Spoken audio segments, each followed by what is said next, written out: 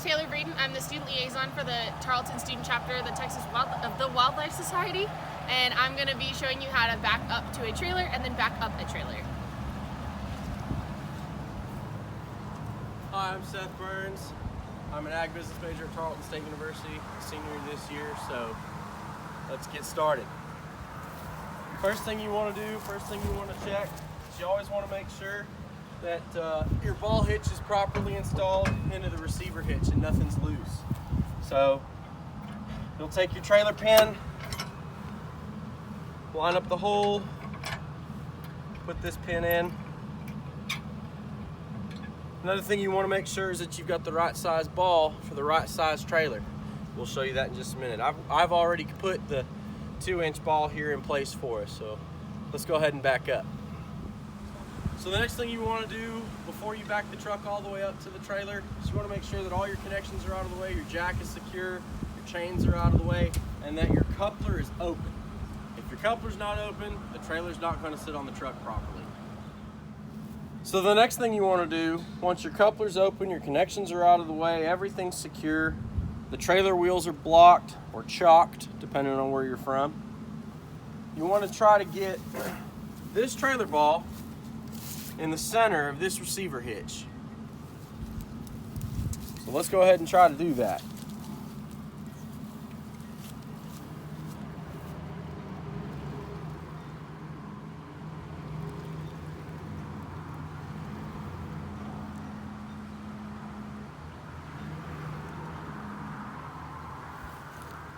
So if you see here,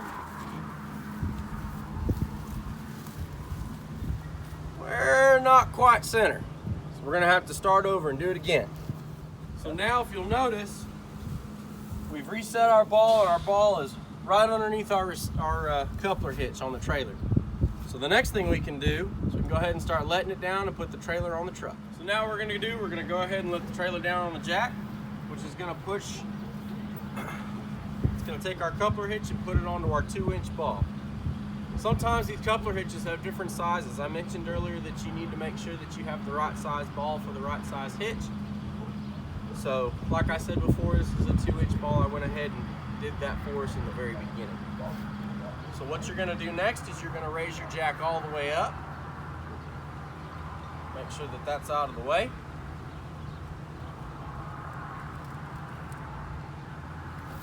The next thing that I like to do is I like to go ahead and hook my chains up.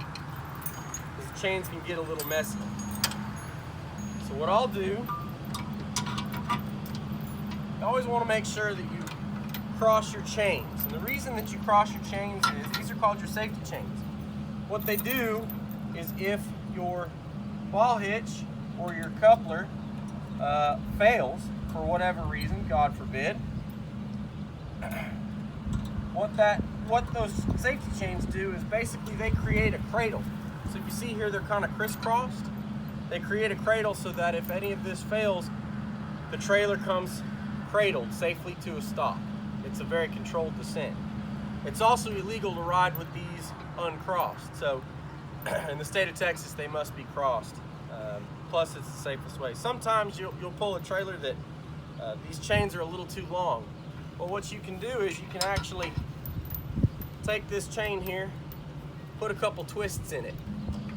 And what that'll do is it'll take the slack out by tightening the chain up, and you can hook it up that way. Just keep that in mind with whatever trailer you're hauling. Next thing I like to do, I like to go ahead and I close the coupler. I don't like to keep my fingers anywhere near here because this is spring loaded. So if it moves when I'm not ready for it to move, I might get my fingers pinched. So I'll just take the back side of my boot or my shoe or a hammer, and I'll make sure that that coupler is secure. As you notice here, the coupler is actually closed around that ball, and this spring-loaded coupler actually holds that couple together. Next thing I'll do is I'll take my emergency brake cable and I'll hook it up to the same place I hook my chain. And what that does is if the trailer would happen to come undone for whatever reason, the safety chains are there as a secondary, and this emergency brake cable will get pulled and the trailer wheels will lock up, bringing the trailer to a stop. Last but not least, what I like to do is I like to go ahead and hook up my electric brakes. There's a multitude of variety of different brakes on different trailers. So just make sure that you have the right connection for the right trailer. The next thing I like to do, and it's typically the last thing I'll do, is I'll make sure that my lights work. And what I'll do is I'll turn my headlights on and make sure that all my lights work, or I can use my turn signals either way.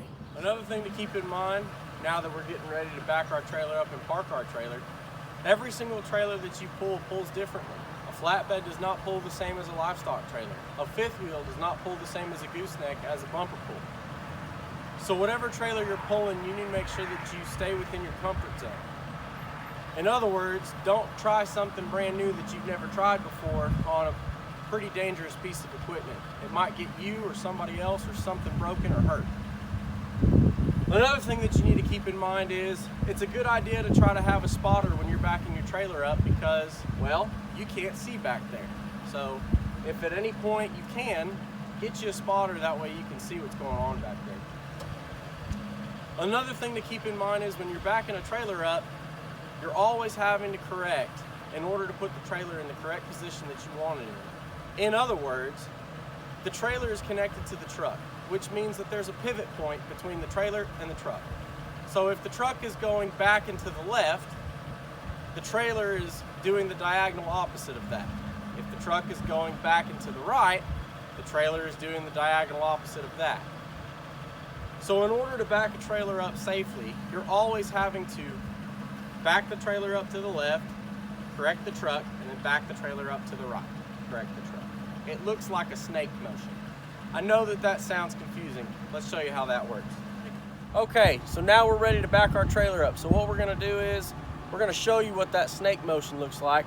We've got Taylor back there. She's standing about 2 feet off of the side of the trailer, and she's standing about 3 to 5 feet back behind the trailer. Her job is to make sure that I don't hurt anybody or hit anything. So she can let me know what's going on back there. She's gonna use her hand signals, and if she sees anything, she's gonna holler at me and tell me to stop. 'Cause remember,